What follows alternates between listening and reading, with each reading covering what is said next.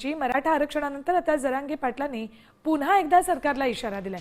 शेतकऱ्यांना सरकारनं फसवलंय त्यांनी सांगितलं तर मी रस्त्यावर उतरेन आणि मग सरकारला सळू की पळू करीन असा इशारा जरांगेंनी दिलाय।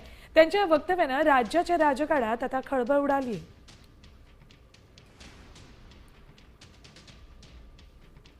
आता मदतीची गरज आहे फडणवीस साहेब।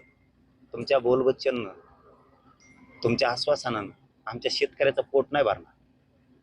शेतकऱ्यांना 100% फसवलंय। आता कर्जमुक्तीची गरज आहे, आता नुकसान भरपाईची गरज आहे अर्जंट। जर शेतकरी म्हणले पाठ्य उतारणार मग ना सळके पळत करतो यांना कसं काय ठेप्याला येत नाही ते होऊ शकतं असं ही मला शंका आहे। ते करू शकतात पण शेतकऱ्यांना प्युअर फसवलं आणि ते आम्हाला आता मान्य नाही।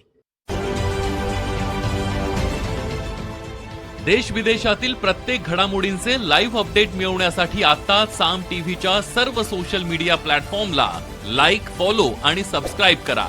तसंच सर्व नोटिफिकेशनसाठी बेल आयकॉन प्रेस करायला विसरू नका।